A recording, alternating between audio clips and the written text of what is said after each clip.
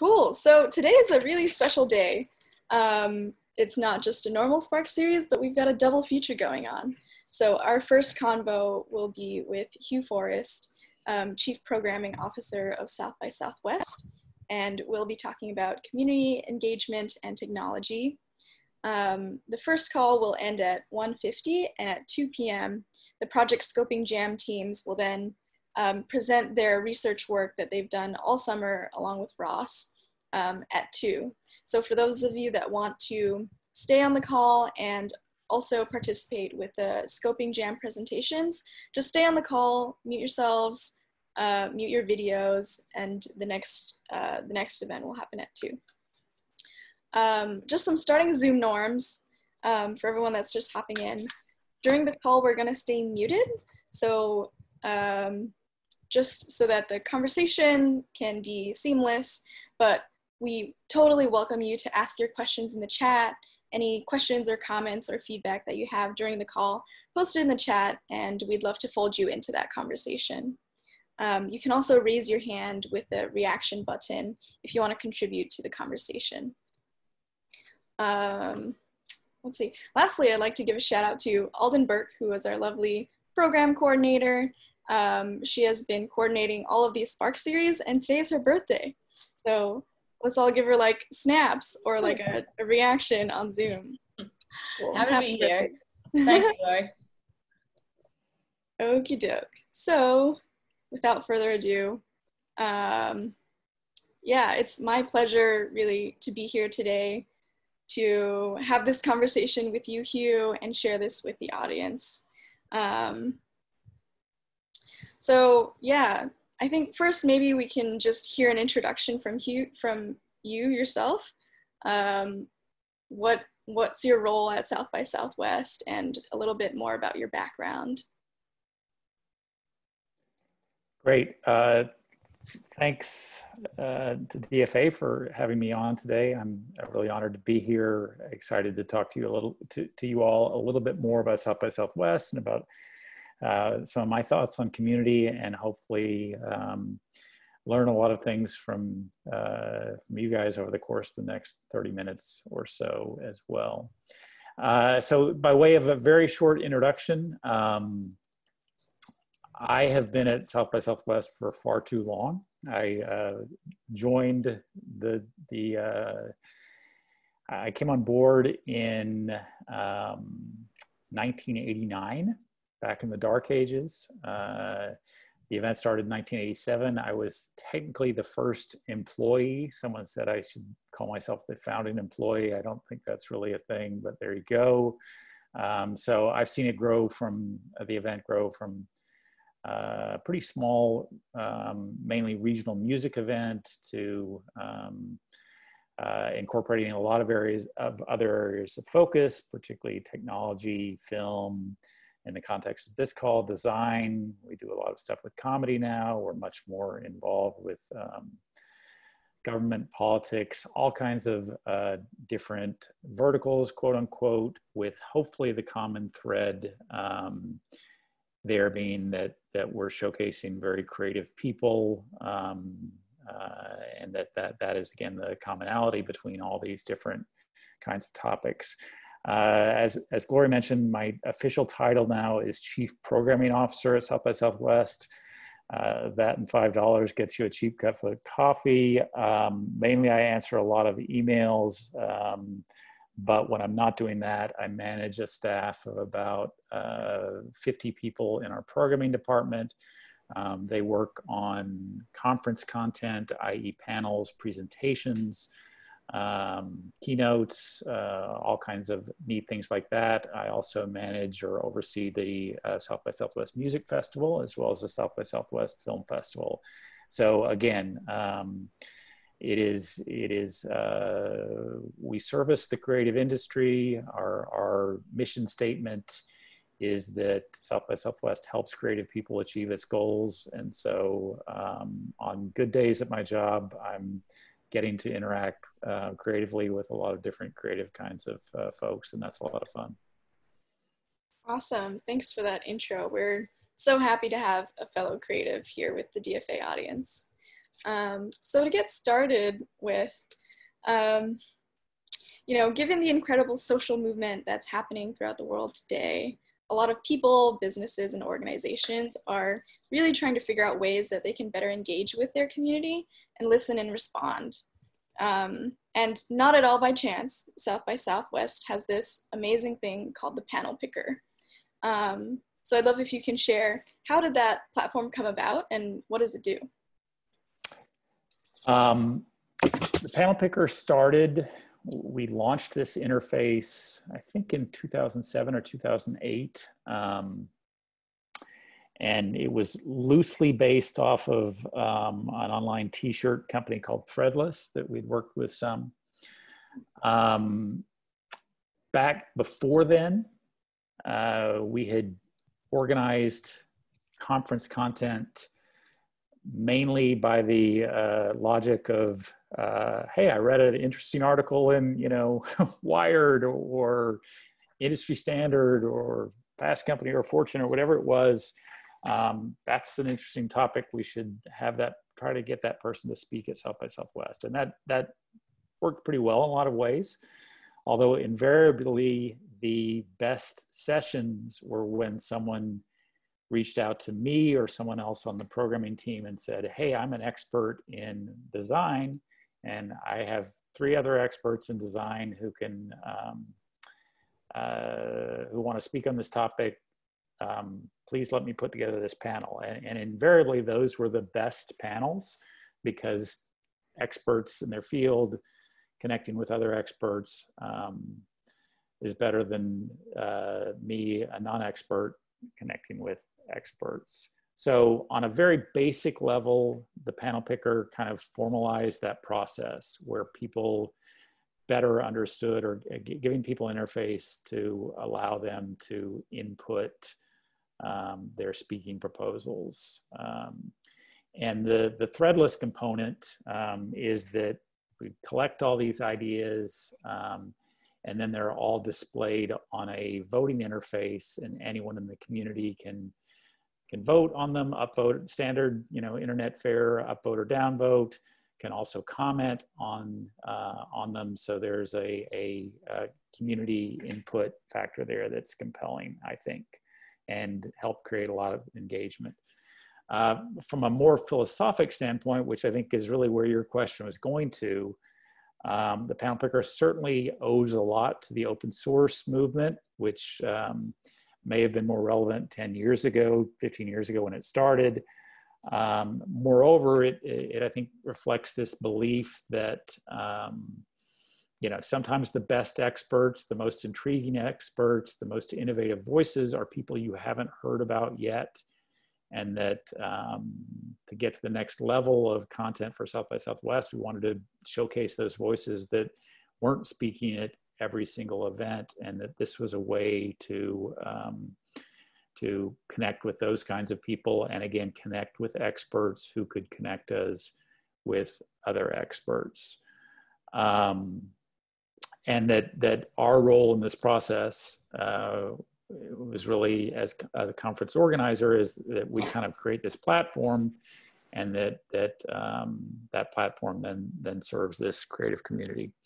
So that is a very, very basic overview of the logistic and philosophic underpinnings of this interface. When we first started this in 2007, you know, we thought, well, maybe we'll get 10 ideas this way and we'll use one of them. And I think the first year we got something like 250 ideas. The next year it was 500 ideas, and we were, you know, doubling for a while, which is neat, but hard to do, hard to maintain. More recently, we're certainly not doubling. We tend to get in the neighborhood of 4,500, 5,000 ideas from our global community. So people from all over the US and all around the world. These ideas, these speaking ideas, cover all kinds of topics. And if you're a nerd, if you're a geek, they're fun to kind of play around with. All the ideas are are then posted on a voting interface when and the community can again vote on these. We also have an advisory board that reviews all these ideas and gives their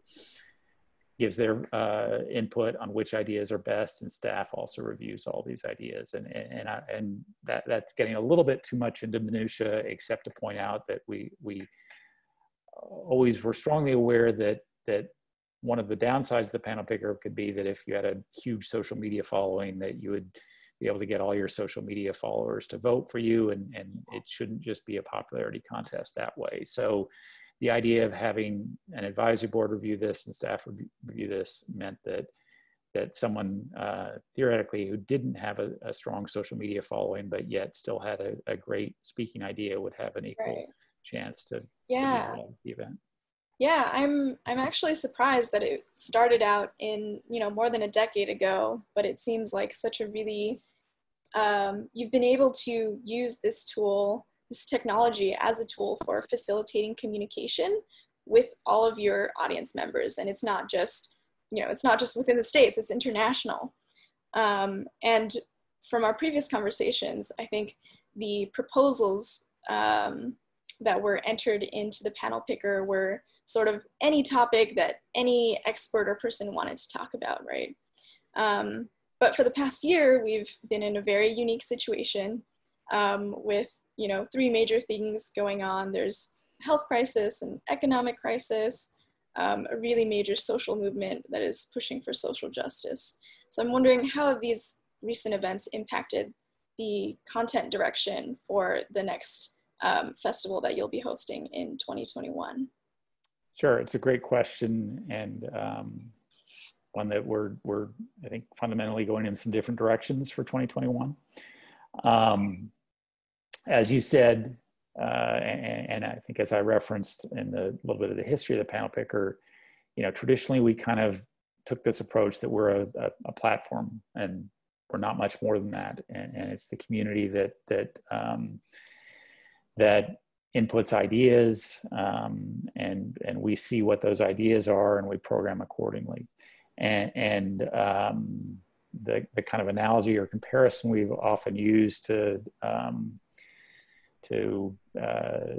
give a little more context there is that the PanelPicker in a way is like, we typically get, as with a lot of competitions, you get 70% of your entries on the last day, and then you open up the interface the next day, and we compared that to you walking downstairs on Christmas morning and seeing what presents are under the Christmas tree. Oh wow, this is really cool. I never thought we'd get that. And again, that reflected this belief that or this concept that we're this kind of neutral platform, that the community, we should give the community kind of complete freedom to contribute what kind of content and what kind of ideas that they want to contribute. And while we haven't moved completely away from that for 2021, what we have done, which is a little bit different, is as follows. We've come up with 7 overriding themes for the 2021 event. We haven't released these themes publicly yet, so I can't go into too much detail on them, but they are kind of big picture themes that reflect these, 3 of these big problems that Gloria just outlined. And they are much more kind of point of view focused. So again, it's us moving away from completely neutral platform to say, we think that activism in this particular area is important, and that's one of the things we're going to focus on in 2021. So how this informs PanelPicker, the PanelPicker entry process will be encouraging our community to enter ideas that align to one or more of these themes. I hope our community understands what we're saying here and how this is a little bit different than what we've done in the past. Again, I think we'll still have quite a few proposals that are off the wall and completely don't fit into these 7 themes or even 7 buckets. But again, it's a little more of a push to specific areas of focus. And I think that, philosophically, this reflects an understanding which I think a lot of us have adopted in the last few years, and particularly designers such as yourself, that technology is not a neutral platform. That we do in whatever we do, we have a point of view and a direction, and in a sense a responsibility here. And I know that within South by Southwest, we were a little bit probably too slow in accepting that and understanding that, but a little bit of a pivot to move more in that direction for 2021. Yeah, one of the big examples that you shared in our previous conversations is sort of likening using your technology and your platform neutrally, sort of like when Facebook first came about, it was like, oh, as long as we connect people together, that's like the ultimate goal and the world will be a better place.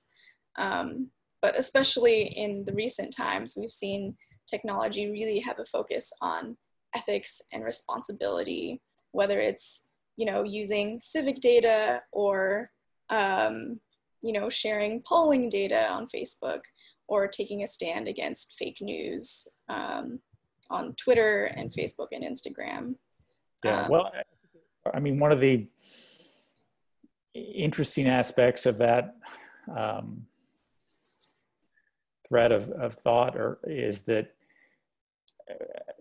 South by Southwest, we were lucky enough to grow a lot from 2005 to 2015, say that general time period. And one of the reasons for that growth, one of the main reasons for that growth, is that we were in the right place, the right time on a lot of this social media stuff. We had, I think, many of the early practitioners or, experts, or however you want to phrase that, of social media. And I mean, it's hard for where we are in 2020 to think about a time when we didn't implicitly understand what social media was, but yes, there was that time, and during that time, people were coming to South by Southwest to kind of understand what social media is all about. So I think that I'm saying that because we're right in the middle of that conversation of, wow,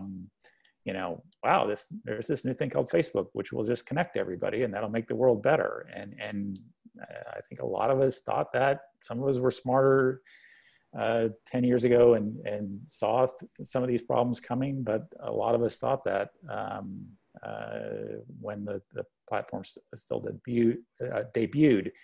We are certainly in a much different place in 2020. Again, we understand the power of technology in a much more nuanced way than we did a decade ago. Some of that power is for good. A lot of that power needs to be changed and needs to be improved. I'll say again to this particular audience, one of the speakers that we were particularly excited about for the 2020 event, South by Southwest 2020, which was unfortunately canceled, was Tristan Harris, who has done, a ton of really amazing, interesting, thought-provoking work in terms of how to design technological systems, social media systems to be more inclusive, to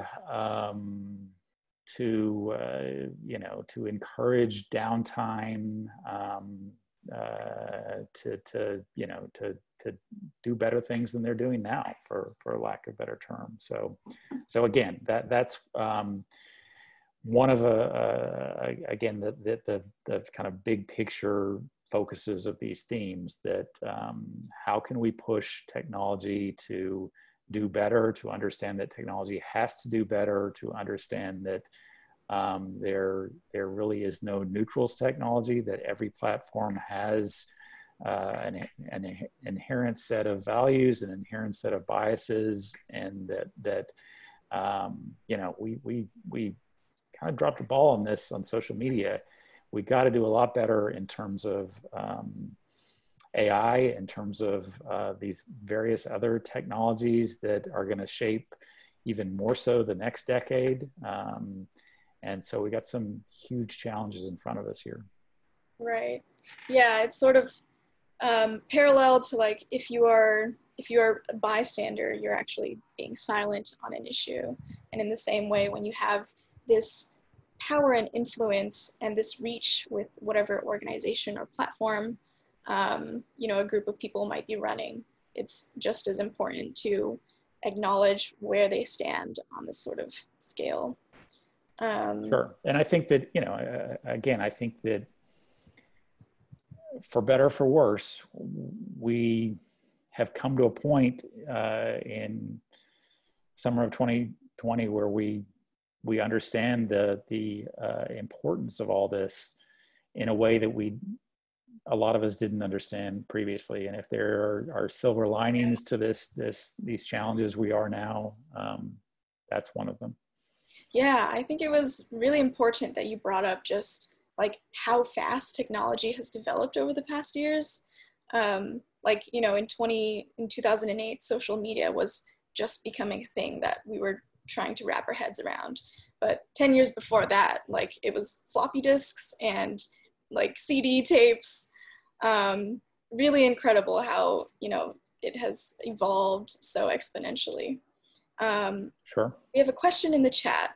So are there major themes or topics that you've seen recurring since 2008? Such as, you know, certain topics that have stayed in power in terms of what people want or what they feel like they need to be talking about? Well, I think that, again, kind of going back to what I said earlier, hopefully the topic that is always a theme at South by Southwest is creativity, how to be more creative, how to stay true to your creative vision and, you know, make a living doing that. That was always one of the visions and ideas of South by Southwest back in the late 1980s when it started as a music event. How do you, you know, produce your own music and make a living doing that? But I think that thread has continued as we've incorporated more film content, as we've incorporated more technology, how to be creative. And I think that while a lot of the content at South by Southwest will focus on, you know, whatever the issue is of the day, the month, the year, some of the most compelling speakers and sessions are ones that take a, you know, bigger picture perspective on creativity. So that is a little bit of a cliched answer. Certainly in recent years, sessions on AI have been incredibly popular. And it's I would say that those sessions are roughly 50-50 in terms of AI is going to make everything better or AI is going to make everything much, much worse. But I think that to a degree, a lot of session organizers have understood that putting AI in a title of a session is you know, key to getting a lot of people to attend. We've also, I mean, South by Southwest has been a spot where a lot of startups have launched.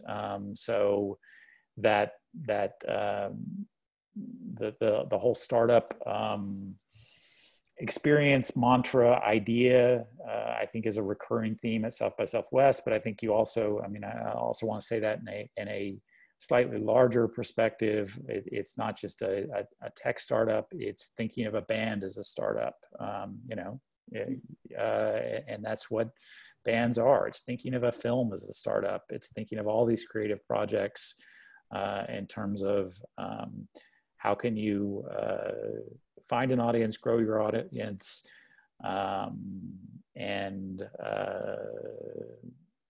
use that audience to fund your career to even more creative things. Right. Yeah, I feel like with the different kinds of creativity that you just mentioned, there's so many overlaps with the technology and the ethics as well as design. It's like, you know, in design, you know, you would be getting as creative as possible in ideation, but also with, you know, connecting different points of research that you might have had. And ultimately, at the core of this creativity, I feel like it's this ability to reimagine new futures. But in that process, it's it's still unavoidable to, you know, think about responsibility and ethics in how you are reimagining things and what those effects and outcomes might be. Absolutely. And I think, and again, somewhat to the previous question, I think that, or I know that speakers who have a strong vision for the future have always been very popular at South by Southwest. People who can kind of articulate how they feel, how they see this stuff playing out. Know that most of what they articulate will end up being wrong because you know, predicting the future is a fool's game.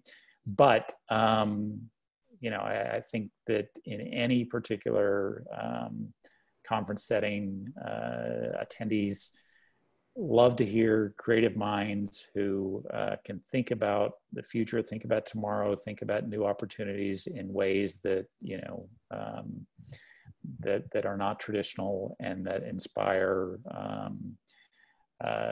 new ideas. And I would also say that, I mean, it sounds a little bit cliched, but you know, one of the things that South by Southwest, I think, has always done well, as well as a lot of other events, is inspire people.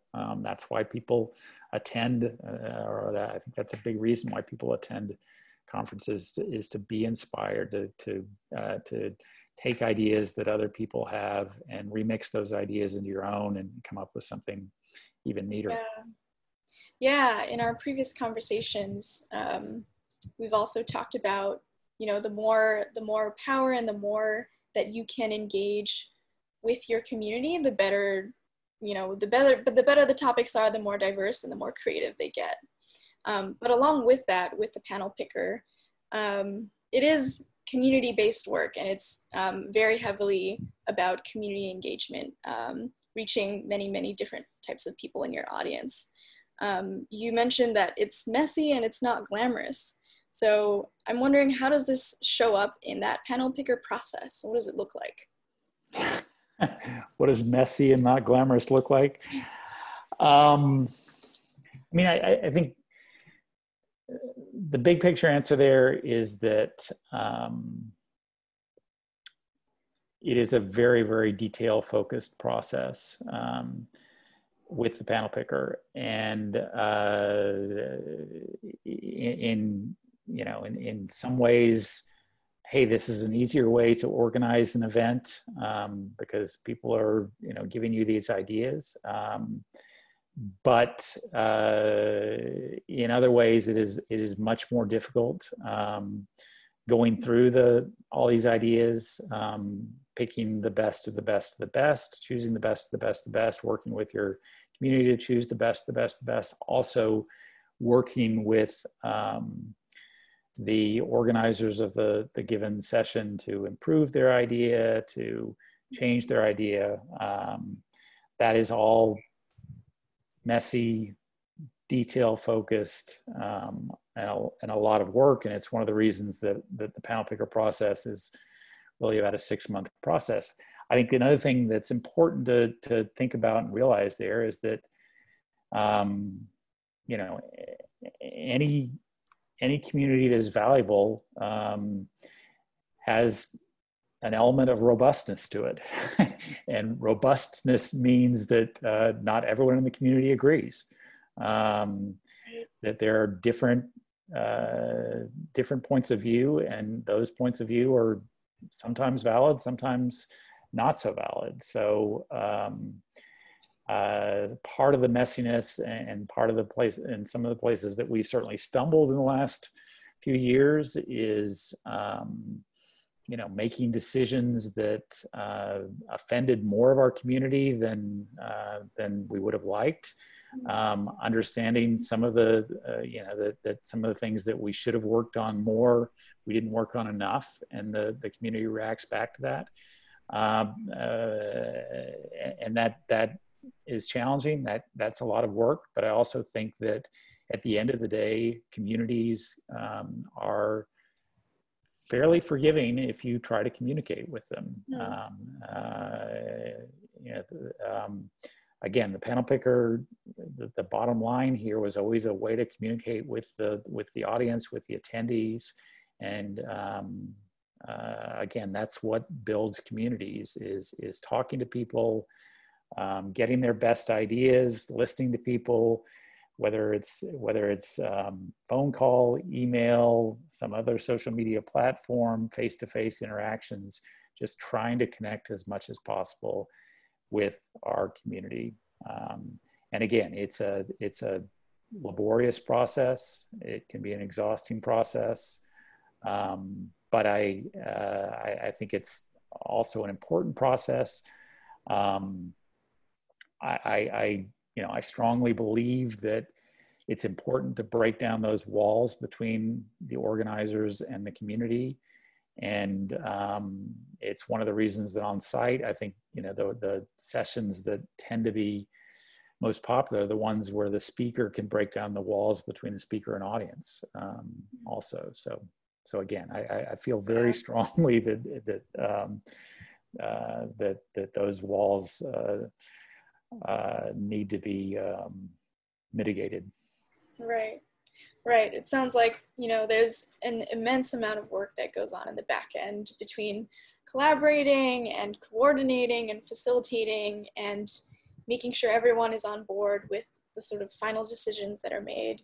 But at the same time, like your programming and your platform has become so much stronger and so much more of a really active and engaged community because you have that communication mode with your audience members.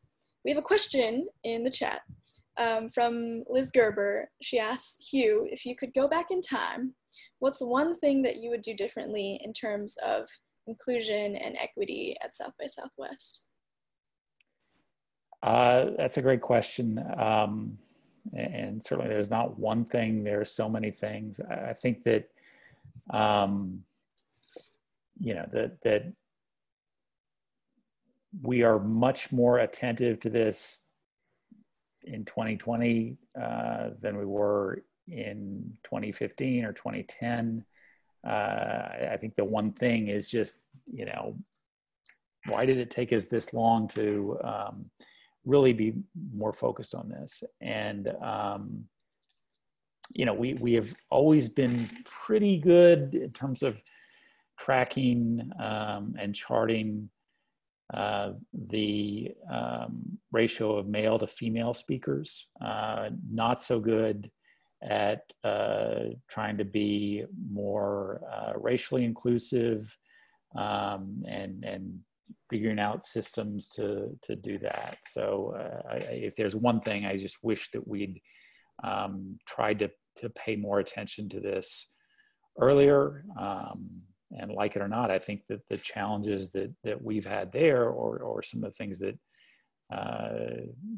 we haven't been as aggressive on, very much mirror the challenges in the tech industry in terms of some of the figures of employee representation, that type of thing. Yeah, thanks for sharing that.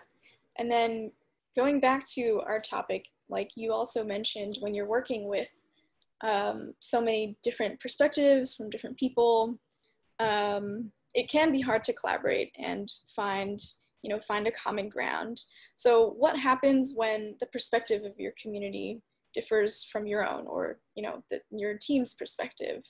How do you sort of choose what to put on your platform and what not to share with your audience? Well, another good question there, and I think we'll see some of that or more of that with the 2021 event, where when we release these themes, there may be a section of our community that disagrees with some of these themes, and they may see some pushback there. But again, that I think have decided that that's acceptable, that it is important that we have a point of view at this point, and that if we lose some of the community that way, or some of the audience that way, that's what you got to do in 2020 and 2021. I do think that, and I think this is in essence, evolved from where we were in 10 years ago, where I would often say, we're a big tent. We're trying to include everyone. And while we still try to include a lot of people, I think that we've come to realize in a lot of different ways in 2020 that, the big tent idea is not quite as valid. I mean, there's some people that we've got to exclude that just aren't good for the event, for the ecosystem, for the greater community. And we certainly have failed at times when we have tried to include those people and learn from that. So to your question of how do you evolve or how do you deal with community backlash, I think you can mitigate that with communication, but I think there are other times where, you just have to say, yeah, we like having Barack Obama at the event. That's what we're going to do. And if that doesn't align with your political beliefs, then maybe South by Southwest is not for you. And I'm not saying we have Barack for 2021. We had him, we're lucky enough to have him speak at South by Southwest a few years back, and we did get, some backlash from the community on that. And again, any community, it wouldn't be a community if everyone agreed, right? Right. Yeah, it sounds like there were two parts of that answer. So one is like aligning your organization more closely to the values that you want to share with your audience. That's one. And then the other is acknowledging that failures happen, but having the accountability and really looking forward to the learning that can come out of it, which is a really beautiful process. All of us make mistakes. All of us have wronged other people or said things that we shouldn't have, but through that, there's a really great opportunity to learn. Absolutely. Yeah. So with that, we've been talking about the panel picker through this whole conversation. And I'm sure there are some amazingly creative and abstract minds that we have in our audience. So I'm going to pull up the slides. But the question for you is, what tips and advice do you have for people that want to participate in South by Southwest and share their ideas?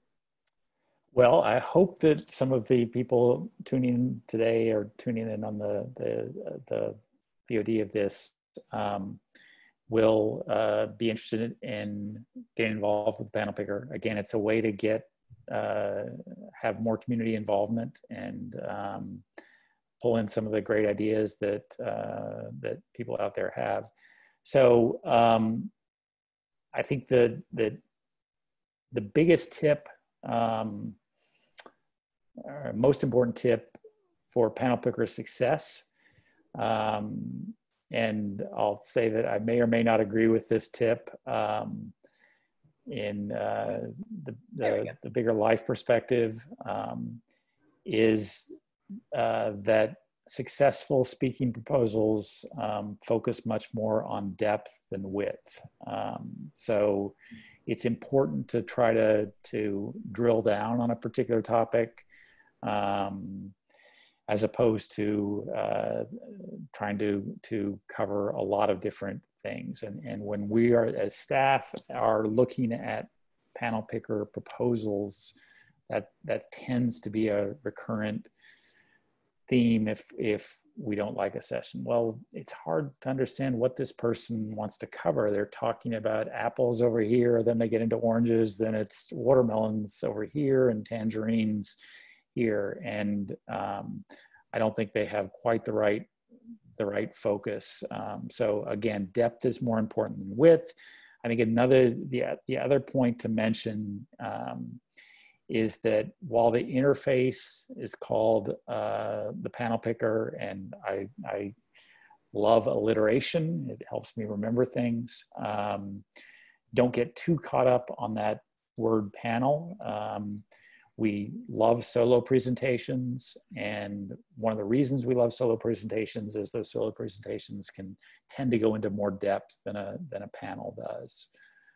So don't be scared of entering a solo presentation to the interface if you're interested in trying to speak in 2021.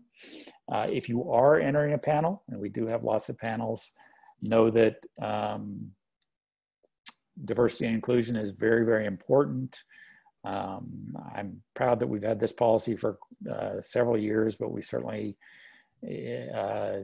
don't allow any all-male panels. There should be at least one female on your panel. Hopefully racial representation, representation from different areas of the country, and even better, there are differing views of opinion. So again, that's something to remember if you are entering a panel. In terms of the time frame on this, in most years for the past, or over the past 5 years, we would be well into the process by early August. We would have accepted PanelPicker proposals in early July, and in August we would be getting ready to launch the voting interface, which is what that slide looks like. Given the COVID challenges, we have delayed that process for 2021. The process of inputting ideas will begin in mid-September. Stay tuned to panelpicker.sxsw.com for details on when that process opens.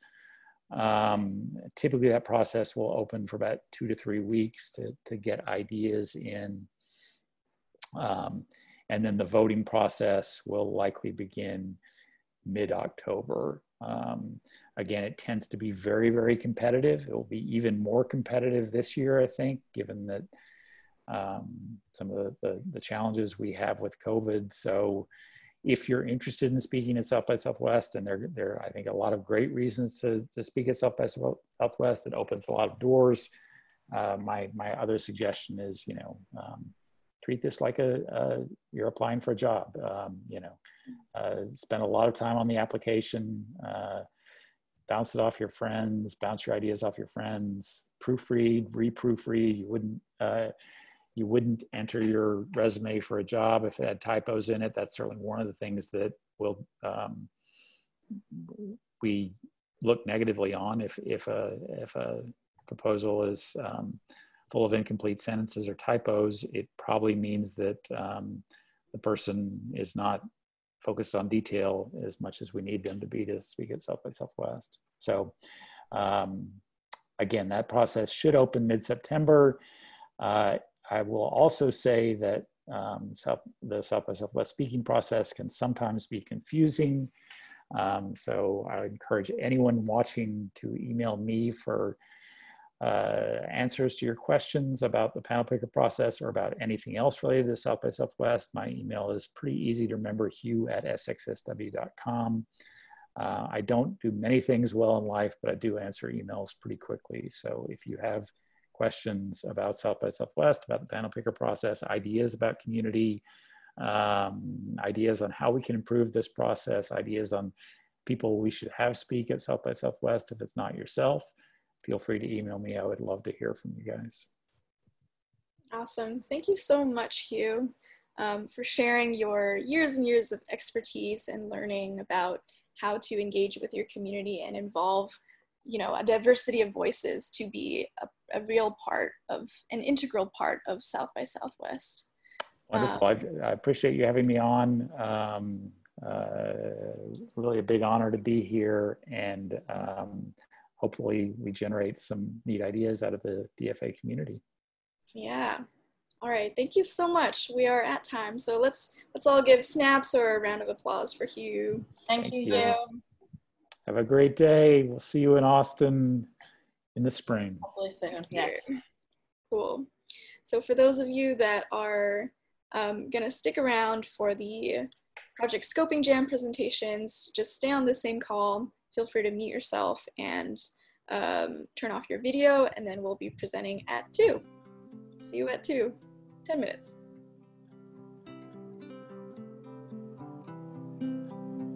Cool. Thanks, Glory. Which means it's 5 o'clock somewhere, but I'm just kidding. It's true though. And today we are gathered to celebrate all the hard work that these students have been, and alumni have been working on in creating new additions to the National Challenge Library. So welcome everyone to this special double feature Spark series. This is part 2. Part 1 is going, we just heard a great conversation from Hugh Forrest, director of South by Southwest, about community engagement and platforms that really empower people to bring their voices to different audiences. And I think that's a really good intro to what we're going to be doing today. And today, like I said, we're going to be hearing more about the projects that DFA students and alumni are putting before the network to take on these challenges for different DFA students to really make a difference in their community. So hello everyone, my name is Ross Brunetti. If you don't know me already, I'm a fellow at DFA National, come from the Crew CIA studio, went to the Cleveland Institute of Art where I studied interior architecture and industrial design. And now I'm here supporting our studios as they continue to make a difference no matter where they are. I'm going to give you a little bit of background before we jump into the Project Scoping Jam shareouts today.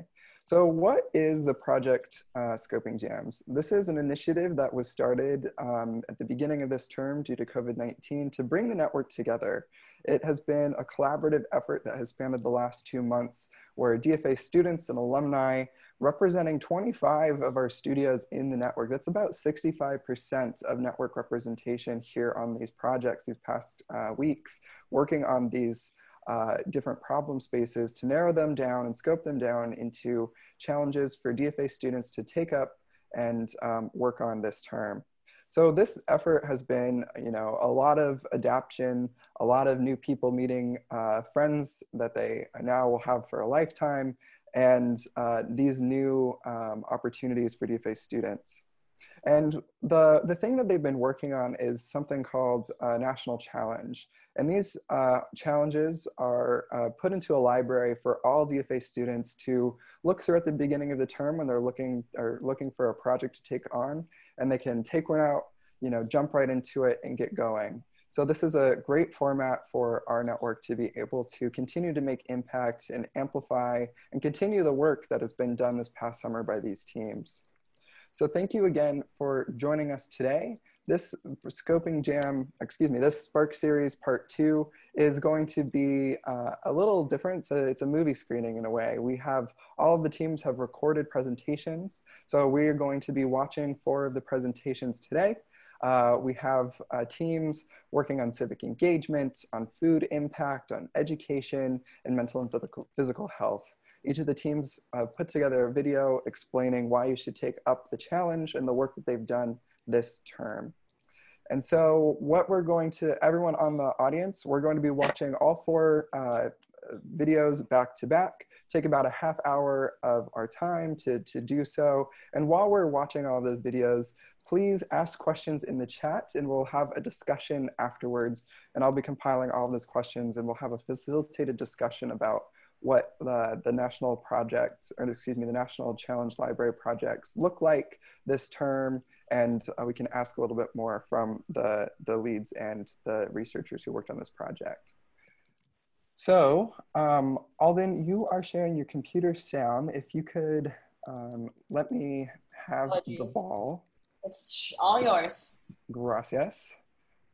So without further ado, I would like to introduce the first of our video this afternoon, the Civic Engagement team. So for this presentation, take notes, ask questions in the chat, and Team Civic Engagement. I'm going to share my screen and let's watch your video.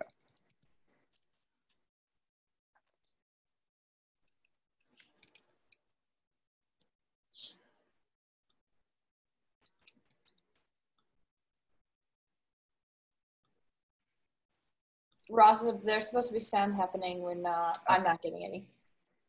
Okay. You're right.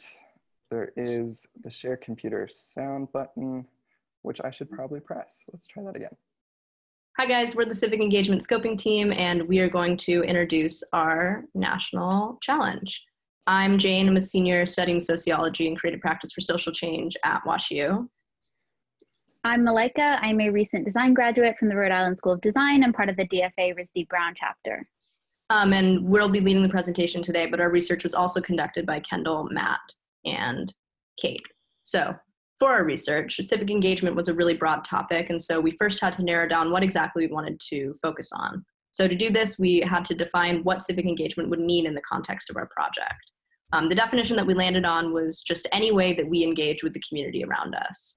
And this opened discussions around what this engagement has looked like at each of our schools, and there was a general consensus that when it was happening, it wasn't happening in the most ethical way. So these are some quotes from a discussion between students and faculty at RISD last year that were talking about very similar themes. Questions around, are we solving problems or improving people's lives? How do we do this work when the projects are so short term? And really the question that we're looking at today of how do we as students ethically engage community? So guided by these personal discussions and the research that we ended up doing through this project, we landed on this question. How can we help students in higher education institutionally, ethically, and sustainably engage with communities in their area? So why does this matter? Our personal experience really pointed us in the direction of this question, but it was our primary and secondary research that really made it clear that this was such a critical area for us to engage.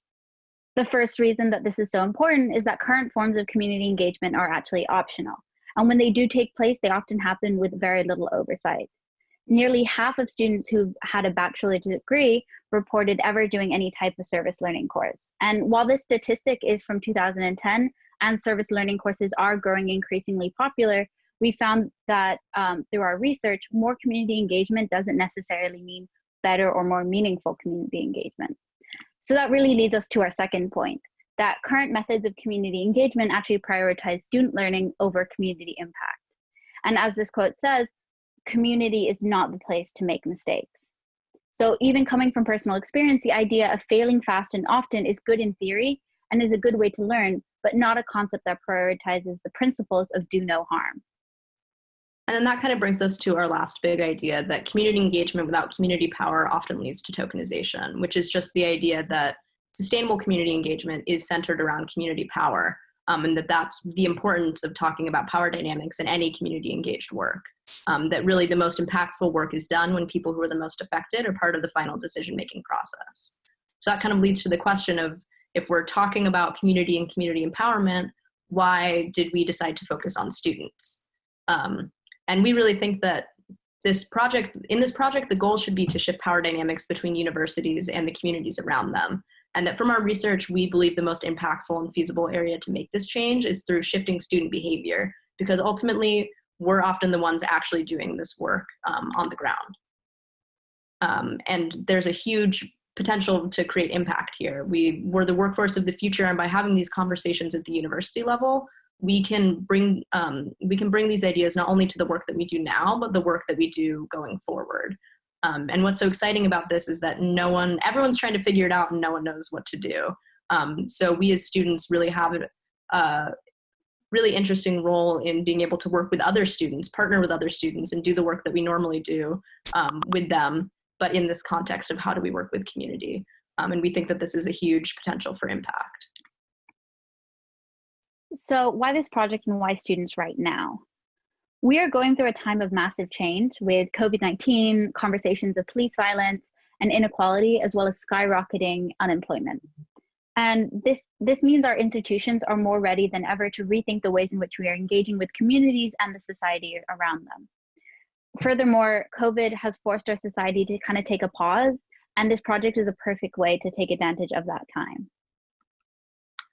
So who should do this? We think everyone should, but we'll give some more examples. Thinking specifically about schools that have students who interact with community in any way, whether that's intentional or not. So that could look like design students doing projects out in the community, students doing academic research out in the community, or even just schools that have students who live off campus in the surrounding communities. All this to say, really, unless your school exists in a vacuum, this is a relevant project to you. So to kind of just give some examples of what this theoretically could look like in practice, I'll talk about my own school, WashU. We have a ton of community engaged clubs that are largely student run, so you can see from these Instagram screenshots. And we have the incredible Gephardt Institute and Sam Fox Office for Socially Engaged Practice as resources. But most of the day-to-day engagement is done by students. So theoretically, a DFA team could partner with one of these clubs to facilitate discussion between the students and their partners to understand how the engagement process is currently going in order to prototype concepts for improved partnership going forward. Which really all of this to say, just you aren't starting from scratch doing this project. There's people who have already been doing this work on the ground, and it's just a matter of finding them and partnering with them. And here's another example of how this project could look, but from more of a design school setting. Here are some projects from the Rhode Island School of Design, the school I go to, which are trying to bring students, faculty, and designers all together, all centered around that question: how do we ethically engage communities, and how can we bring social awareness into our practice? And then here are also some examples from community-based organizations trying to explore this topic of community engagement, both for designers and students. So again, this is all just showing that there's many ways in which this project can go, and you're not going to be starting from scratch. Finally, to help those who take on this project, we made a few additional guidelines and tools to help facilitate those initial steps of the design process. All of this will be in the challenge. So to conclude, we see this project not just as a chance for students to reflect, but also a chance for self-reflection within DFA itself. DFA, like our institutions and anything working with the outside community, also needs to take recognition of the ways in which our teams and our projects interact with the spaces around it. This project is an incredible opportunity for studios and national alike to take pause and evaluate. So we wanted to end with this quote summarizing the ways in which we hope this project, DFA projects, and overall community engagement can begin to be based within. So, if you have come here to help me, you're wasting your time. But if you have come here because your liberation is bound with mine, let us work together. So let's figure out how to get students to work with communities rather than just for them, and begin to make an impact through our own educational systems. Thank you.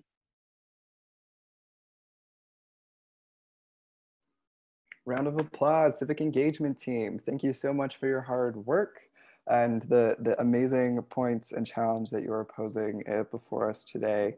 This idea of, especially as DFAers, this idea of community impact and the desire to make a thoughtful difference, and how we actually are going about doing that is very important for all of us to consider moving forward. Continue to, if you have any thoughts, take a moment now, type them in the chat, anything you'd like to respond. I'm going to pull up our next presentation from the Food and Impact team.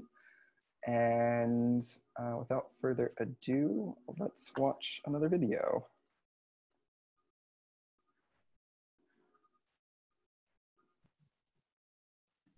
Hi, everyone. Welcome to our Food and Impact. I don't think I shared the sound again. Nope, sorry. It was good. It was working, Ross. Ah, okay. It stays clicked. Good to know. DFA Scoping Jam final presentation. We're so excited to share our insights and our journey these past 6 weeks.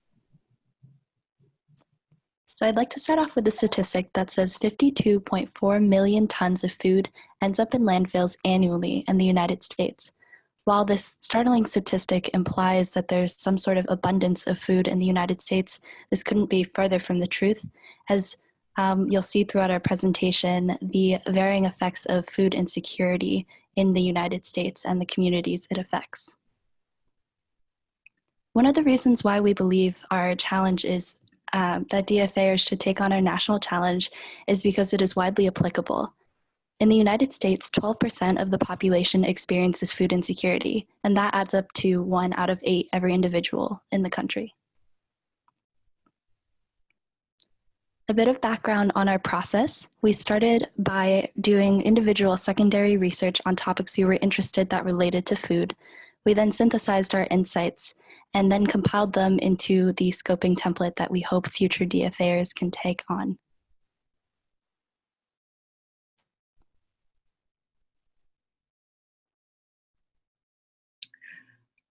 So we used Mural as a tool to work through the design thinking process as we set out to understand the broad topic of food and impact. We identified users' needs and goals. From there, we sorted our virtual stickies into categories of likeness and came up with the general areas of resources, perceptions, systems, sustainability, geography, and user groups. Then each of us took on one of those areas to do further secondary research. Specifically, we honed in on learning from professionals and experts, government programs and NGOs, current solutions, and things that we should consider.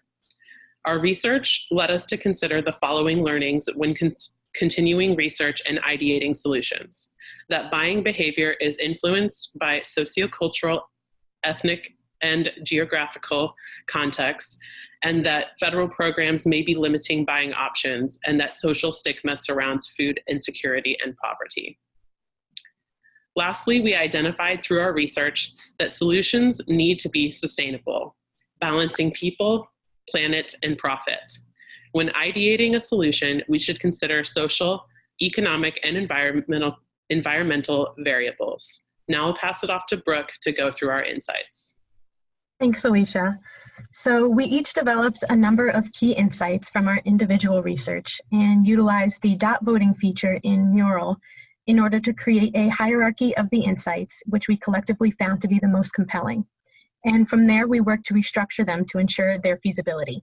And that resulted in these 5 key insights, which spanned from the impacts of certain food assistance programs to the barriers that people face surrounding food insecurity, such as stigma and awareness of resources. Specifically, an intriguing insight concerned the impact of opening grocery stores in food deserts, which actually does not immediately result in changes in individuals' buying behavior.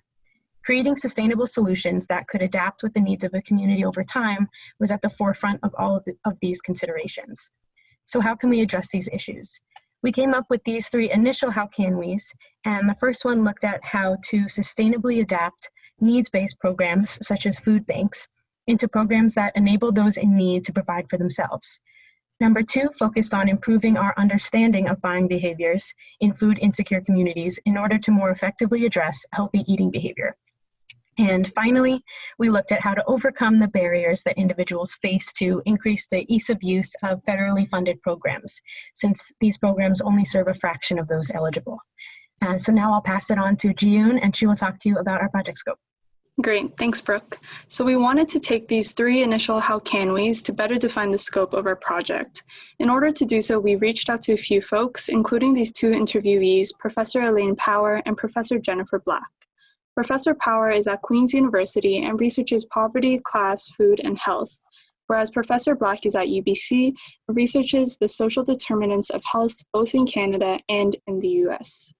One of the things that stuck with us the most was when Elaine said that we pay a lot of money for poverty. This quote is reflective of the spirit of both conversations, which revealed that food insecurity is not an isolated problem. Ultimately, food insecurity stems from poverty, which takes a toll on different facets of our society, such as the healthcare system. Now I'll pass it off to Jen. Thanks, Jiyun. So everything you've heard up until now has led us to this new refined how can we that we're going to pass off to DFAers that they're going to ideate and create wonderful solutions around. So our how can we is how can we sustainably equip communities to address the obstacles that caretakers face when dealing with food insecurity. But why is this important? So it's really important because we've narrowed it down to these 6 different ideas, which our solution will address, or our how can we will address. So specifically, we have caretakers, access, policy, stigma, gender, and context. Caretakers carry the burden of overcoming food insecurity in their households, and better access to existing resources is crucial, especially to these caretakers that have multiple people that they're taking care of, maybe multiple jobs. They're not only taking care of one thing. We also see that the stigma is really important. So caretakers face a lot of social stigma related to food insecurity. And then one thing that really shocked us was that gendered responsibilities are embedded into federal programs, whether they know it or not. So even though we couldn't tackle policy, which is a very large topic and very difficult to approach for a DFA scope of only a few months, so instead, we wanted to showcase that the gendered responsibilities that are embedded in federal programs is something that we can tackle and still create positive change without changing policy. So here's a list of impactful reading that we're going to pass off to the DFAers. These were recommended by Professor Jennifer Black, and they range from everything talking about food insecurity to breastfeeding to levels of poverty, and they're a free resource for you guys to use for your research. So now I'm going to pass it back to our team lead, Jamie, and she's going to close us out. That concludes our presentation. Thank you, Jen. Thank you for listening to our Scoping Jam Insights. I'd like to thank the wonderful team of ladies you see on this slide. None of this work could have been possible without them, and it's been a pleasure working with each and every one of them.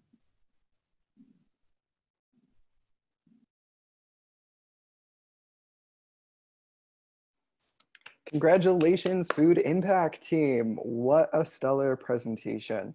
As an Italian, food is very near and dear to my culture, and I have to say the challenge and you're posing for the DFA network is such an astounding statistics. You know, everything that you've presented, the amount of food and the way that everyone is, that's being wasted, and the ways that food, I was learning watching this presentation through you. I have to do some further research to identify a little bit more about that. So this problem affects everyone, and you've done great work to set up many teams to move into this problem space and be able to make change.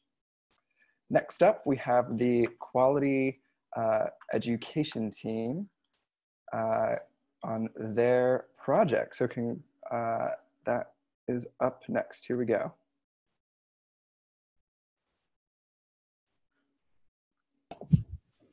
Okay. So for our project, we're going to be presenting our quality education product focused on empowering teachers with solutions to create more student autonomy. My name is Ivy Fan, and my teammates are Michael Morin, Audrey Lord, and Megan Rogers. Our How Can We statement is, how can we provide teachers with the support to create more autonomy in the classroom? So student autonomy is the degree to which the learner is responsible for the decisions concerned with their learning. Autonomy is a recognition of the rights of learners within educational systems. Some examples you may have seen in the school system already are allowing students to pick from a menu of assignment options like a book report or writing a song about the book they read, allowing students to choose a topic to write about for a rhetorical essay, or giving students lessons to work through at their own pace and ask questions when they need to. And here's one of the quotes that we found really encompassed what our project is about. When teachers encourage autonomy, their students tended to be less bored, to have higher feelings of self-efficacy, and to see their schoolwork as having intrinsic value. These changes, in turn, were linked to more student engagement. So why does this matter? We found in our research that giving the learner more control and choice in their education increases motivation as students feel more ownership over their learning, and increases active planning and self-monitoring, as well as student awareness.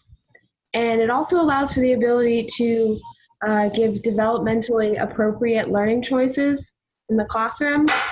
And also with this, there are more opportunities for social emotional learning.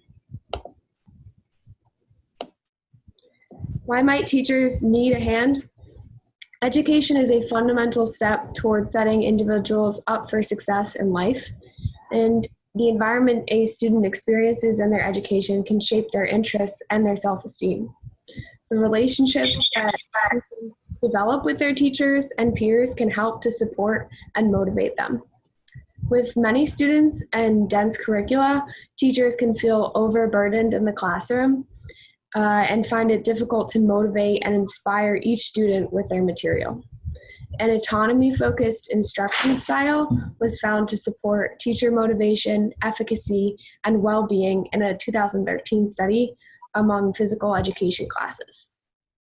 In light of evidence of overburdened teachers, student autonomy can be a valuable tool to empower students to take ownership of their education.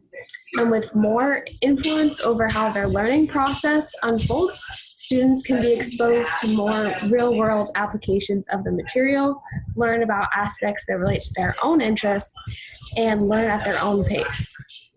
And while individualism in the classroom can have remarkable benefits for students, teachers can also feel less of a burden, because self-paced assignments can allow teachers to allocate time to students with the most urgent needs and encourage students to solve problems themselves before immediately asking for teacher assistance.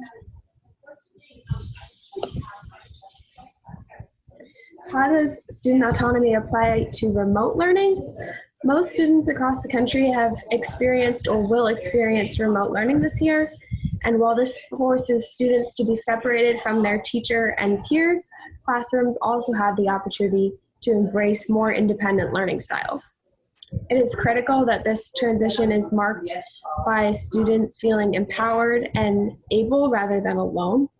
So applying concepts of student autonomy to remote classrooms and hybrid models can help to ease the stress on teachers who will have less time to work with the whole class at once. And this could be viewed as a very negative strain on teaching, or it could allow for more one-on-one support, higher student motivation, more individualized learning, and fewer headaches for teachers.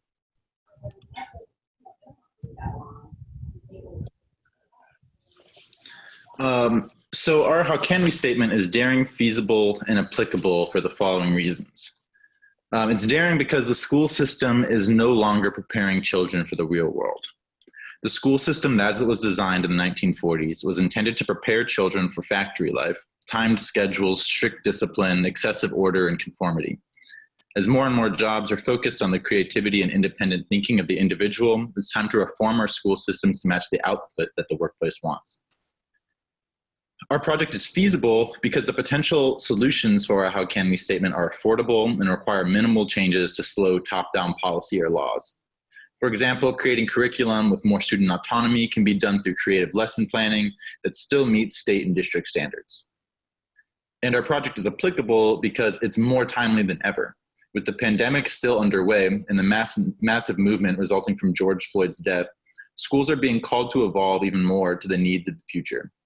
This will be a time where massive changes to the school system and teaching styles will need to happen. So let's make the best changes possible. Furthermore, remote education lends itself to more self-paced and student-driven assignments, paving the way for student autonomy-focused curricula. If you were to take on this project at your college, some local potential partners that you should consider would be public schools in the area of any level, continued education training programs for teachers, either sponsored by the state or by a local college, homeschooling platforms and online learning platforms, after-school programs, pre-kindergarten programs, private schools, and really any classroom setting and a local partner that feels applicable would be good. So some things to think about as you consider taking on our How Can We statement. Some other related How Can We's are: how can we alleviate the burden teachers may feel to support every student at once? How can we empower students to better engage with their material? And how can we instill in students a sense of self-confidence and value as learners? Thank you so much for your time, and we hope you decide to take on our project.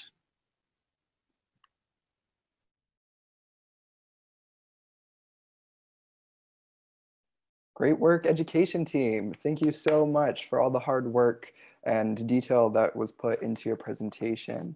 I really appreciate, and saw this in the chat too, but your willingness and just appropriateness of honoring the reality of the school system and how it has brought us to where we are today, to over strenuous schools, and what the initial purpose was and what we're doing now, and trying to grapple with how to change those ways that students are learning and engaging with classrooms, both from the origins of the school system and also now in this mix of remote and distance learning.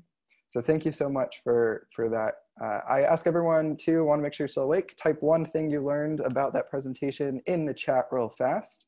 And while you're doing that, I'm going to pull up our final presentation before we jump into the Q&A portion, which is the mental and physical health team.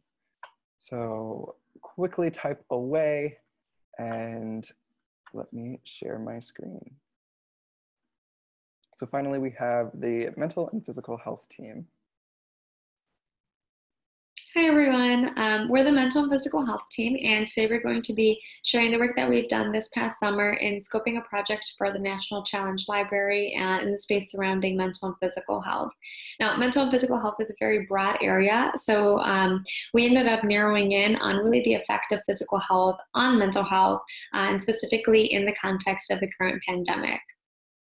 Now, under normal circumstances, mental health disorders affect people worldwide, and they affect them significantly. For instance, 1 in 4 people experience and are affected by mental health disorders to some extent, and 1 in 6 people actually experience those events and episodes at least once per week. This makes it a very important and prevalent challenge to not only consider, but to take on. And with that being said, it's more important now than ever to address this challenge given the current circumstances that we're living in. So while the measures that have been put in place have been helpful and successful to a great extent in protecting physical health, those same measures have unfortunately been detrimental to many people's mental health as well, due to self-isolation and quarantining, for example. Now, while these effects and dangers of the pandemic and its side effects are not specific to any one group and no one is exempt from it, there is a given population that is significantly more vulnerable and susceptible to those dangers and effects. And that population is that of frontline workers. Healthcare workers specifically were considered at-risk group even before the pandemic started. And unfortunately, that has only become more true as everything has unfolded. Many healthcare workers have had to isolate from their families for weeks and months at a time. And as you can imagine, that has incredible risks and takes an incredible toll on one's mental health, not only for those beings directly infected, but for the families as well. Those risks, both the physical ones of the environment that one is working with and the mental ones of the effects of that work, extend beyond the healthcare system. In fact, thousands of essential workers have died since the pandemic has unfolded and quarantine began. And 1 in 10 essential workers go back with PTSD following the work in that area and the direct exposure they have to these threats and the fear of potential physical harm being done due to the virus. Now, this was seen with the SARS epidemic many, many years ago, and unfortunately frontline workers from that time to this day experience active psychological disorders, which only shows that it's important not only to provide accessible and effective resources to frontline workers in the current state to help them cope with the situation and their environment as of right now, but to help them in the future as well, as we've seen that these effects and these damages to the mental health extend well beyond the eradication of the pandemic and the situation itself. So what do we mean by frontline workers? The people who are very much involved in our problem space, we define as frontline workers, of which we split into 2 categories. The first category is healthcare workers, which are your doctors and nurses, but also secondary healthcare workers like psychologists or therapists. And the other category, essential workers, the people who provide services necessary for society to function. And these are your grocery store workers, utility workers, delivery people, or public transportation workers. We felt that the distinction was important because although both types of frontline workers are most exposed to the pandemic, their pain points and needs can be slightly different. But one thing is common for both types of workers, and that is that neither group have been prepared or trained to deal with all the stress and mental trauma that comes with going to work every day to save lives and to keep society running as close to normal as possible. All this begs the question, how can we create a system that supports the mental needs of frontline workers now and during the aftermath? In other words, what ways can we provide this resources, education, and infrastructure in order for frontline workers to deal with or ease the mental stress and trauma that they are dealing with because of work? But we also want to push for a system that not only supports them today, but also helps them to recover after the pandemic passes, considering the lingering effects and time to adjust to a new norm. So some analogous situations to the COVID pandemic was actually previous COVID epidemic named SARS back in 2003. It killed 20% of those infected, which definitely took a toll on mental health care workers. So they were actually given shorter shifts so they could more properly deal with the trauma they were about to face. A teaching hospital also got infected, but then they got under control quickly by designating an authoritative leader, providing necessary resources, and listening to live individuals about their stresses, and then they contained it within a month. The military families are actually a good example of dealing with vicarious trauma and compassion fatigue, because families can get affected when members are deployed, but they have a safety net of other military families in their in that community that dealing with the same issue, which helps them cope and have people to talk to about their situation. The transition is also hard for both the individual and the family, so because they get used to a certain routine, so that when they try to integrate back home, it can be difficult and shift the power dynamics. So the military also helps offer counseling to help with that too.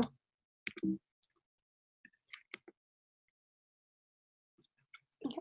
And for current solutions, people are talking about breathing techniques, filling out stress workbooks, or Zoom chatting family, friends, and loved ones when you're feeling like physically isolated, and companies are providing teletherapy as part of health insurance. Well, teletherapy is good and is proved to work as well as in-person therapy. The other two methods are pretty outdated. Communicating with family and doing like breathing exercises was a technique that they suggested back in 2003, which is 17 years ago, and then studies proved that they weren't effective in the long term of things, and that in order to actually tackle the problem, we needed to form an integrated administrative and psychosocial response to the occupational and psychological challenges, and as we can see, neither of those have been created. So, as Leslie said, most of the current solutions that exist have not proven to be super effective. And this is one of the reasons why we believe that this challenge is so important. Mental health in frontline workers has always been a challenge, and the education, resources, and infrastructure to address this issue is not always in place, especially for communities who may not have access to the resources, and may not have been trained to work on the front lines. We think that this challenge is daring because we've already seen the effects of a negligent system in the face of an epidemic, for example, the SARS epidemic, which had caused long-lasting psychological distress on healthcare workers who treated SARS patients. We've seen what happens when an infrastructure is not in place, and this challenge forces us to consider how we can help the people not only now, but also in the future through the aftermath of the COVID pandemic. The challenge is feasible because the pandemic has impacted all of us worldwide in some kind of way, whether it's our physical or mental health, and particularly so for frontline workers. And because it is a challenge that we are facing worldwide, there are many research avenues to consider, many efforts that are being made, whether it's at a local, national, or international level. The challenge is applicable because these unprecedented times call for daring solutions, and more so, many of the people around us will be considered frontline workers who are not just healthcare workers, but also the essential workers and the people who risk their lives to not only protect us, but to keep society functioning. And we need to protect them too. These people are not trained to deal with the stress of their work daily, whether it's worrying about potentially contracting COVID or worries about infecting their loved ones and people that they're around. To leave with a quote, just because no one else can heal or do your inner work for you doesn't mean you can, should, or need to do it alone. We hope that DFA teams will take up the challenge because there's no time like now to address something that has always needed to be addressed. And we'd love to hear any thoughts, comments, feedback, questions. Thank you.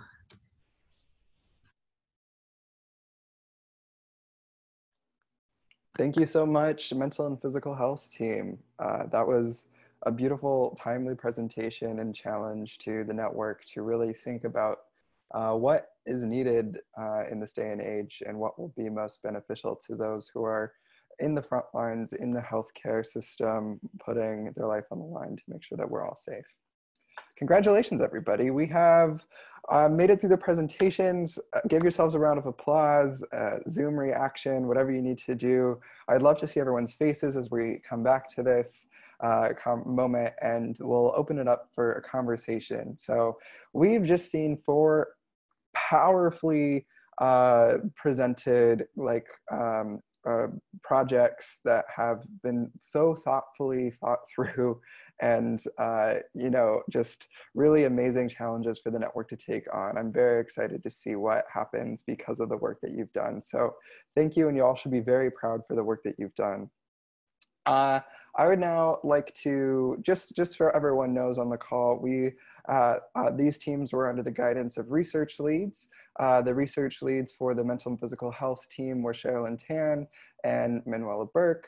For food impact was Jamie Shu. Jane Gormley was the civic engagement lead, and then Michael Moran was the quality education lead. And I will gladly list everybody else at the end. I pull up my roster, I will give it credits. But thank you all for the team leads, and I'd love for you all who I just mentioned to unmute yourself, and we'll start a conversation with you all really just about your experience working on this project so far. So we would love to start out with a question. And, you know, really, again, this project, the Project Scoping Jams, is this new initiative that came out of a need to be remote, out of a desire to make an impact with the DFA network, no matter where we are. And so Alden is posing the question for how your teams manage to do such in-depth research while remote. And, you know, many DFA studios are also going to be in similar situations in that all of their studio members might be in different parts of the country. So Jane, I'd like to start with you, and then anyone else can jump in after that. Just raise your hand or unmute yourself and I'll call you next. But for any tips for how DFAers might be able to do projects remotely, research remotely, like you all have done for this project. Yeah, I think that, I mean, that's a really important, relevant question. I think one that became really, really relevant for our team. We're just like, this was a short timeline. We're all remote. That's hard to do. And so I think what we ended up doing was kind of falling back on like things that my team was already interested in and research that we had already done. And so it wasn't all new, and we didn't need to start from scratch. And so it didn't feel, I think, as overwhelming for us, because we were pulling on, when we were doing our primary interviews, we were just talking to professors that we already knew, because this was already a space that we were interested in. And we were pulling on projects that we had done in the past that were similar. So I think that, I mean, that's how it worked out for our team. And I think it worked out pretty well, where it didn't feel overwhelming because it was something we were already passionate about and had already been doing the work on before COVID. So it didn't feel too crazy to go deeper on it. Malika? Yeah, I just wanted to add that though we're remote and everyone's very isolated, in some ways that can also add a sense of like you're able to reach out to people more in some ways. So people are more open to do interviews and just come in and talk to you about different topics. Even if you've never met them before, shooting them an email and actually just interviewing them. So I think that's an interesting thing of being able to reach people even further away, even though we're more isolated. Mm-hmm. And bouncing off of this idea of remote working and how these projects can be taken up by all the different studios. I was thinking and taking notes as you were presenting, and I love the relationship between these 4 topics that maybe I didn't even realize was happening while these over the summer. But really, you know, the idea of a project focusing on learning and being prepared to, you know, feel empowered to have an education and to have ownership over your education, and how that connects to having access to food for those who are hungry, and access for space to take a moment for yourself and address your mental and physical needs during this pandemic, and then tie that up with how you approach the people in your community to solve these problems. I really think the spaces that you have narrowed in on in all of your different problem topics tie a really cohesive thread together through what it means to be a DFAer and the types of DFA projects that we want the network to take on. And so I'd love to hear a little bit more from the food team too, just your team dynamic with the presentation and the work that you've done was quite off the chart. But did you know anyone as you were like before you met, or what was it like to work on a project with DFAers that you hadn't met before? That can be Jamie or Jen. Yeah, I can speak to our team dynamic.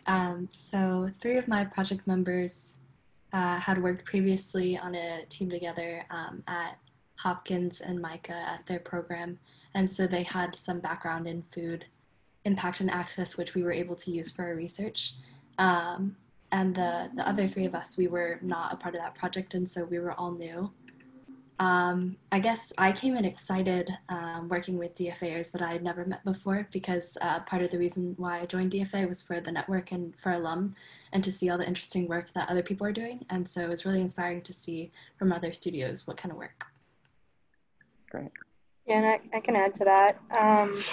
It was interesting because it was like diverging, converging. It was super interesting with this group because we had enough people to be able to do that.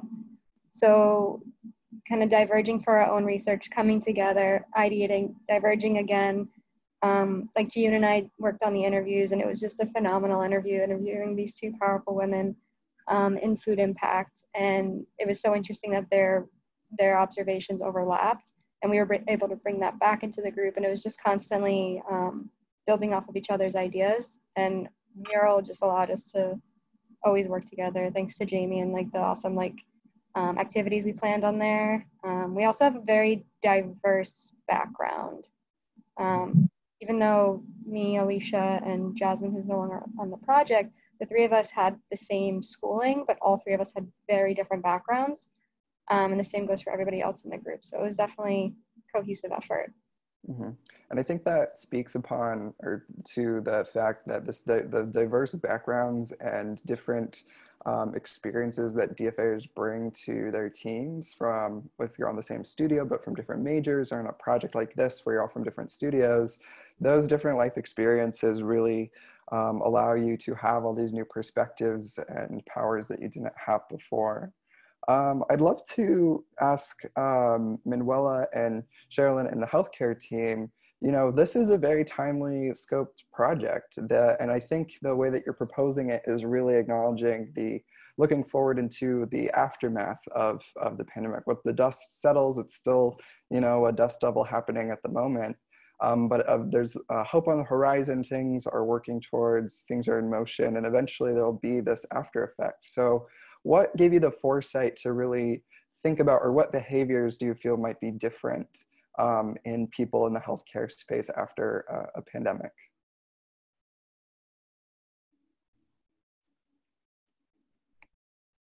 Okay, I can go, and feel free to chime in whenever, Sherilyn. But I think there's a lot of acknowledgement during everything on, for example, mental health, which is what we focus on, and that's part of the reasons. A lot of the research that came out is from previous analogous situations.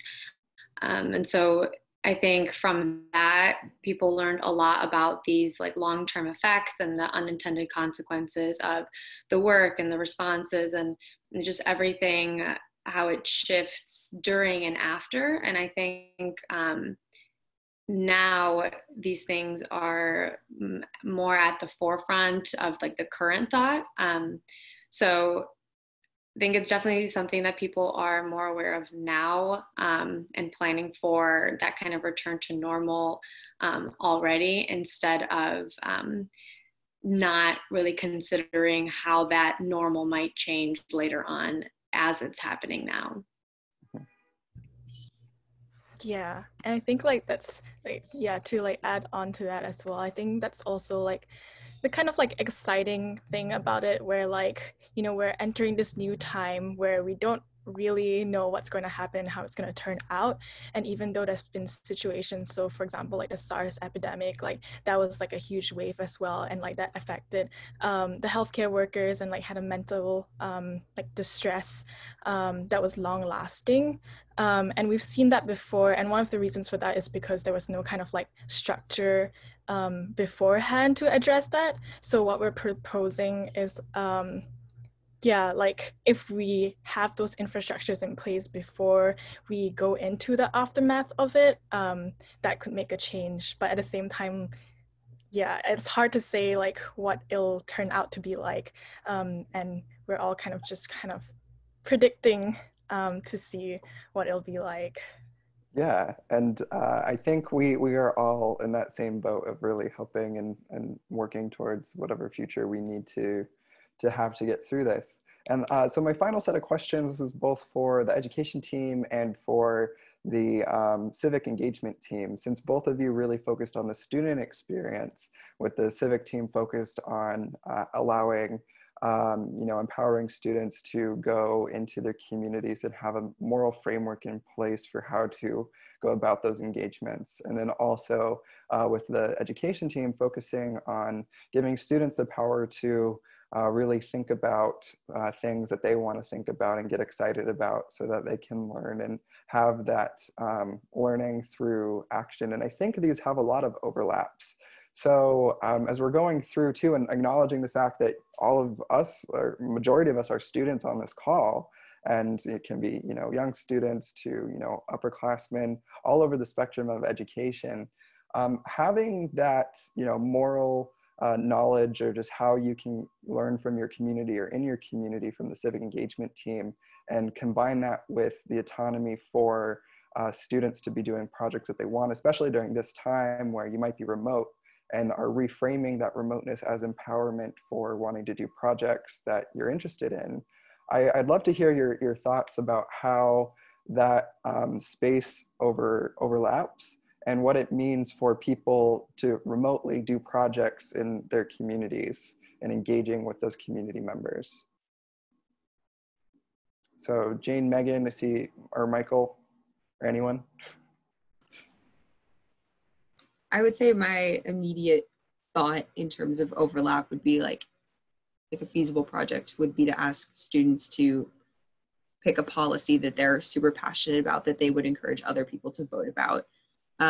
I think at the end of the day, like we all picked our project, and we all learned how to project scope through having the autonomous choice to pick which topic we wanted to learn about. And so I feel like I've learned how to scope a project because I did it in a way that like actually made me passionate and excited. So the same 100% applies to students. But yeah, I think there's obviously a ton of overlap. Like if you took a civic engagement class and then made it really personal to the issues that students care about, then that would like fuel this huge fire in their hearts, like individually, for a cause that they care about. So. Exactly. Yeah, and I mean, that's something that I personally am trying to do right now. We're thinking of like our project was all about how if you're going to work with community, good intentions aren't enough. The outcomes need to be good too. And so when you're talking about combining that with like more official school structures, like how can we, for me, I'm thinking if I need to dedicate the time I need to do the projects I want, I need to be getting credit for it, or I need to be getting paid for it. Like I need more support than just doing it on my free time. And so thinking about ways that like that, to me, that seems like an interesting intersection of how do we support students who want to do these things and make sure that they have the time to do it well. Mm-hmm. And I think that gets at the core of DFA. Ross, sorry, that was my bad. Oh, you're good. You're good. Yeah, but the muting, this digital world happens. But Megan, your comment of, you know, having someone work on something they're passionate about really gets that fire going and turns it to a blaze is I think a key quality of the DFA experience. I know all of you have put your heart and soul this summer working on a project in the middle of a pandemic so that you can propose these questions and challenges to other students to get excited about and really adapt to their community and make change. So thank you all for the hard work that you have put into these projects. You're setting up many teams in the future for success. These projects will live on and transform and affect so many different people. Your presentations were astounding and really humbling to really think about these big topics. We presented them in ways that are very digestible and encouraging and leading for people to jump into. I'm going to take 2 seconds. I have the roster of people pulled up so I can put this end credits like we said. So thank you to Alden, Avi, Aksha, Alicia, Anne-Marie, Audrey, Brooke, Sherilyn, Chidema, Cindy, David, Emma, Isabel, Jamie, Jane, Jasmine, Jeffrey, Jennifer, Juan, June, Kate Rose, Kendall, Leslie, Linda, Malika, Manuela, Matt, Mayu, Megan, Michael, Catherine, Mike, Sanjana, Siddharth, and Iracha. So I probably mispronounced some names, I apologize, but like that was the team, those are the crew. Poem by Ross, yes, thank you. I thank you again for all the hard work. Your national challenges the challenges will be added in the next week or two for everyone to know. The support system that comes for DFA teams that take on these projects comes in the form of dedicated Slack, office hours, remote coaching, and other curated resources around designing remotely and designing from a distance, as well as we have crits on the calendar. We'll have 2 check-in crits for all teams who participate on a national challenge, and teams who do their own independent projects with their own studios also are invited to join for those crits. We'll have a network-wide expo in December to celebrate all of the work and really collaborate, because you know it's a pandemic and we might as well, because location doesn't matter anymore. So thank you so much for your hard work again. And Alden, do you want to plug next week's Spark series? Sure. Yeah, next week we have our final Spark Series session where it's a really exciting collaboration with Civilization. It's a design firm out in Seattle. And we're going to have 2 folks guest speaking, Sadie Redwing and Saki Mukufunda, who are both based in Seattle currently. They're going to be talking about education as activism and design and sovereignty. It's going to be great. Hugh Weber is moderating the talk. I know you all have probably run into Hugh Weber in different DFA sort of platforms. Sorry, Russ, you're still spotlighted while I was talking, but doesn't matter. Yeah, so next Wednesday, 1 p.m. It should be a really great conclusion to the Spark series. So we hope to see you all there. Also, fantastic job, y'all. It was really nice to see the work that you all did sort of in conclusion here. So you shall be really proud of the work that you've done. And thank you, Ross, as always, for leading us through all Thank you. One last thing. Can everyone quickly say happy birthday to Alden? 1, 2, 3. Happy birthday. Happy birthday. Okay, great. Have a great rest of your day, everyone. Bye, folks.